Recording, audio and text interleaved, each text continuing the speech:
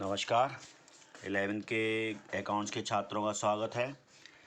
अभी हमने पिछला चैप्टर जो पढ़ा था, शुरू किया था, अंतिम खाते, जिनको हम वित्तीय विवरण भी कहते हैं। वित्तीय विवरण में सबसे पहले हमने देखा था अंतिम खाते तैयार करने के उद्देश्य, अंतिम खातों का अर्थ। तो इसमें एक बनाया जाता है व्यापार एवं लाभानी खाता, आर्थिक चिट्ठा या वित्तीय विवरण। तैयार करने के उद्देश्य देखे थे हमने, व्यापार खाते का प्रारूप देखा था। अब बात करते हैं समीकरण विधि द्वारा भी हम सकल लाभ की गणना कर सकते हैं। यानी कुछ समीकरण इस तरह से हों तो हमें सकल लाभ की गणना करनी हो तो इस तरह से हम सकल लाभ की गणना कर सकते हैं। तो ग्रॉस प्रॉफिट बराबर होता है net cell minus cost of goods sold. यानी कि जितनी सेल, नेट सेल का मतलब है शुद्ध सेल, यानी कि उसमें से रिटर्न घटाया करने के बाद जो सेल बचती है उसमें से जो माल हमने बेचा है उसकी कॉस्ट जो आ रही है वो इसमें से घटा दें तो हमें ग्रॉस प्रॉफिट पता लग जाएगा। ग्रॉस लॉस की स्थिति में उल्टा होगा, कॉस्ट ऑफ गुड्स सोल्ड ज़्यादा होगी और नेट सेल कम होगी। ऐसी स्थिति में कॉस्ट ऑफ गुड्स सोल्ड में से नेट सेल घटा दें तो हमारे पास ग्रॉस लॉस उपलब्ध हो जाएगा। कॉस्ट ऑफ गुड्स सोल्ड या कॉस्ट ऑफ सेल्स, इसको हम कह सकते हैं net sales minus gross profit. यानी कि जो नेट सेल्स है उसमें से ग्रॉस प्रॉफिट अगर हम घटा दें तो हमारे पास कॉस्ट ऑफ सेल निकल कर आ जाएगी। कॉस्ट ऑफ गुड्स सोल्ड या कॉस्ट ऑफ सेल्स, इसको हम इस तरह भी निकाल सकते हैं। ओपनिंग स्टॉक, जो हमारे पिछले साल का, इस साल का ओपनिंग स्टॉक था वो, उसमें से नेट परचेज, यानी कि परचेज में से परचेज रिटर्न घटाने के बाद उसको भी जोड़ लेंगे। डायरेक्ट एक्सपेंसेस उसमें जोड़ लेंगे और उसमें से क्लोजिंग स्टॉक घटा लेंगे। जो तलपट में नहीं होगा लेकिन तलपट के बाहर दिया होगा उसकी गणना बाद में होती है, इसलिए क्लोजिंग स्टॉक को यहाँ माइनस करते हैं। नेट परचेज की बात समझते हैं अब। टोटल परचेज बराबर में से परचेज रिटर्न घटा दें तो नेट परचेज हमें निकल आएगी।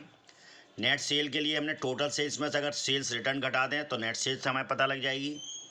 टोटल सेल्स निकालें तो हम कैश सेल और प्लस क्रेडिट सेल, इन दोनों को जोड़ लें तो हमारे पास टोटल सेल्स उपलब्ध होगी। क्लोजिंग स्टॉक को किस तरह से निकालते हैं समझ लें।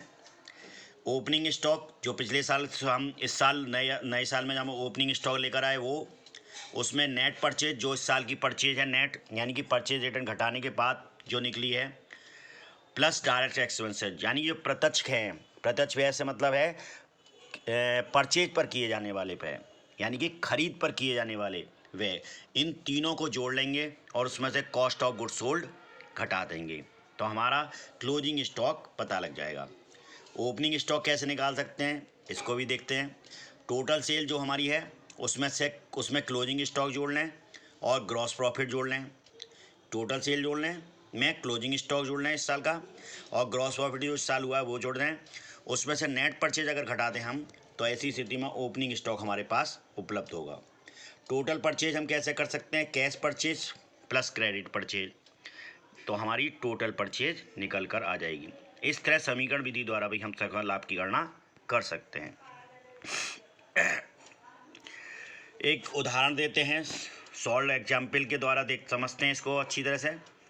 यहाँ पर दिया हुआ है व्यापारी खाता बनाना है, प्रारंभिक रहतिया दिया हुआ है, क्रय दिया हुआ है, क्रय वापसी दी हुई है, विक्रय वापसी, वेजेस, रेलवे भाड़ा, आंतरिक गाड़ी भाड़ा, कारखाना विद्युत व्यय, मरम्मत, मशीन की मरम्मत, कारखाना किराया, गैस जल आदि कारखाना, ये सारे निर्माणी इकाई की स्थिति में ये वाला खाता बनाया गया है।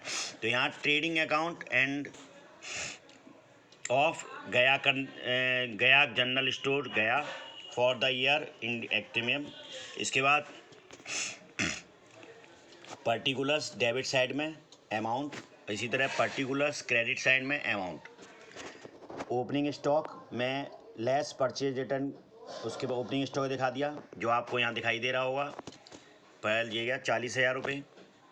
उसके बाद परचेज में से परचेज रिटर्न घटा दी, वेजेस, रेलवे फेयर, कैरियर, ये सारे खर्चे जो परचेज पर किए जाएंगे वो सब इसमें आएंगे। यानी कि माल बनाने में जो किए जाएंगे और माल को परचेज करने में जो किए जाएंगे वो सारे खर्चे इस ट्रेडिंग अकाउंट में आएंगे। Carriage inward, factory electricity, repair of machinery, factory return, gas water pipe, factory insurance, factory tax, power and fuel, octroi, clearing expense है, इम्पोर्ट ड्यूटी, रॉयल्टी। और इधर दिखाएंगे क्रेडिट साइड में बाई सेल्स, जो भी total sales है उसमें से लेस सेल्स रिटर्न घटा देंगे।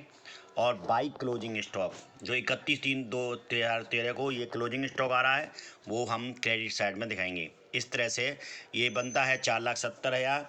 और इसमें से जब डेबिट साइड का टोटल घटाएंगे तो निकल बैलेंस फिगर आएगी डेबिट साइड में, वो कहलाएगी gross profit transfer to profit and loss account. अगर ये बैलेंस फिगर डेबिट साइड में आ रही है तो कहलाएगा ग्रॉस प्रॉफिट, और अगर ये फिगर क्रेडिट साइड में आ रही है तो कहलाएगी लॉस, ग्रॉस लॉस। इसके बाद एक और देखते हैं सवाल। 31/मार्च/2013 को पुस्तकों में निम्नलिखित शेषों से माल की लागत ज्ञात निकालनी है। प्रारंभिक रहतिया दिया हुआ, शुद्ध क्रय दिया हुआ, प्रत्यक्ष व्यय दिए हुए हैं, वर्ष की शुद्ध बिक्री दी हुई है, अंतिम रहतिया दिया हुआ है। तो स्टेटमेंट ऑफ ग्रॉस प्रॉफिट यानी कि जो हमने अभी सूत्र समझे थे उन्हीं सूत्रों के द्वारा हम ये निकालते हैं। किस तरह से देखते हैं। नेट सेल 30 लाख की, less opening stock, net purchase और डायरेक्ट एक्सपेंसेस। इसमें से cost of goods available for sale यानी कि इन 21,50,000 की ये आएगी इस 30 लाख में से इन तीनों को घटाने के बाद ये 21,50,000 जो निकल के आएगी वो लिख लेगी cost of goods available for sale. Less closing stock, जो इस साल का क्लोजिंग स्टॉक है यानी कि वो बिका नहीं है अभी तक, इसका मतलब कॉस्ट ऑफ गुड्स सोल्ड निकल के आएगी। इन दोनों को घटाने के बाद 21,50,000 में से 1,50,000 घटा कर दें तो 20 लाख का जो निकलेगा वो निकलेगी कॉस्ट ऑफ गुड्स सोल्ड। इसने नेट प्रॉफिट दे रखा, ग्रॉस प्रॉफिट दे रखा है तो ग्रॉस प्रॉफिट यहाँ आ गया।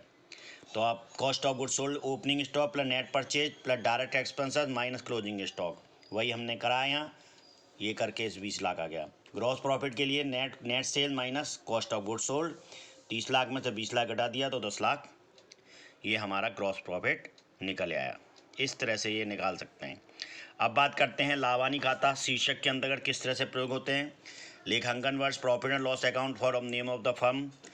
इस तरह से अधवर्ष के लिए तो आज यहाँ ईयर हाफ ईयर एंडिंग आ जाएगा। लावानी खाते का नमूना देखते हैं।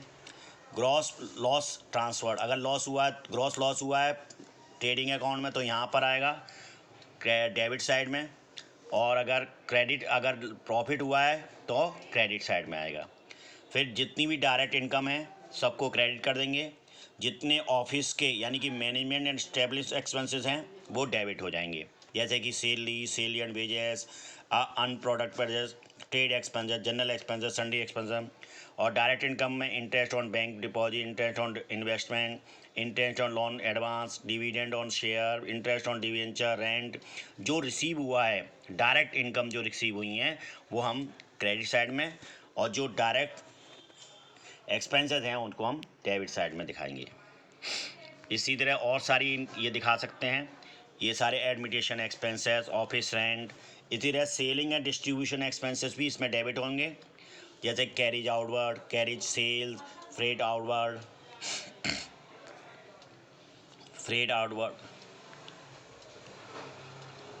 इस तरह से brokerage, advertisement expenses, commission and salary, travelling expenses, ये सारे खर्चे जो कि विक्रय पर किए जाएंगे वो सारे खर्चे यहाँ पर डेबिट हो जाएंगे। बैड डेट्स,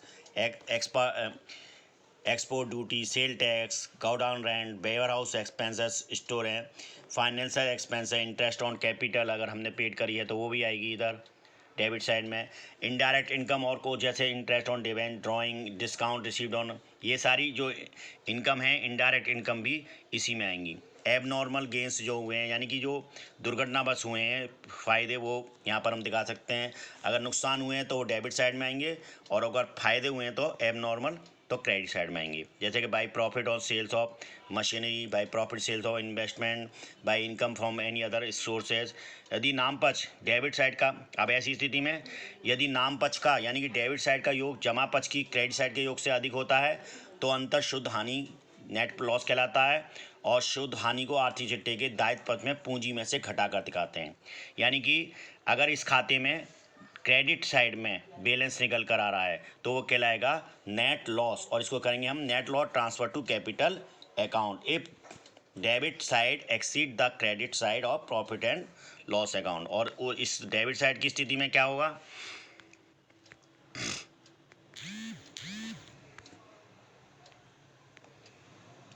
डेबिट साइड की स्थिति में ये जैसे जी और भी हैं, interest on loan, interest on bank overdraft, interest, यानी कि जितने भी आपको खर्चे हैं एक्स बेच माल को बेचने से संबंधित वो सारे खर्चे इसमें डेबिट होंगे। इसी तरह मेंटेनेंस एक्सपेंसेस भी इसमें डेबिट होंगे, जैसे कि depreciation of fix asset, provision for bad debt, provision for discount on debts, upkeep of cars and repairs and renewals, maintenance charges. इसी तरह abnormal losses of sale of machinery, loss of sale और investment, loss by fire theft, ये सारी चीज़ें जो loss हैं वो इसमें डेबिट होंगी। कैशियर डिप्लेशन, यदि नाम पक्ष डेबिट साइड का प्रयोग जमा पक्ष क्रेडिट साइड के योग से कम होता है तो यह अंतर शुद्ध लाभ या नेट प्रॉफिट कहलाता है। शुद्ध लाभ को आर्थिक चिट्ठे के दायित्व में पूंजी में जोड़ कर दिखाते हैं। तो इस खाते में अगर बैलेंस डेबिट साइड में तरफ निकल रहा है, यानी कि डेबिट साइड की तरफ निकल रहा है, तो ये कहलाएगा नेट प्रॉफिट। क्या कहलाएगा, नेट प्रॉफिट। और इसको हम ट्रांसफ़र करेंगे, net profit transfer to capital account if credit side exceed, यानी क्रेडिट साइड बड़ी होगी द डेबिट साइड से, डेबिट साइड के, तो प्रॉफिट और लॉस अकाउंट की डेबिट साइड की अगर बड़ी है क्रेडिट साइड, तो हमारा नेट प्रॉफिट निकल कर आएगा। यानी कि बैलेंसिंग फिगर अगर डेबिट साइड में निकलती है तो कहलाएगा नेट प्रॉफिट, और अगर बैलेंसिंग फिगर क्रेडिट साइड में निकलती है तो कहलाएगा नेट लॉस। जैसे कि यहाँ पर हमने देखा था, अगर बैलेंस क्रेडिट साइड में निकलता है तो कहलाता है नेट लॉस। इस तरह से ये बनाता है। धन्यवाद।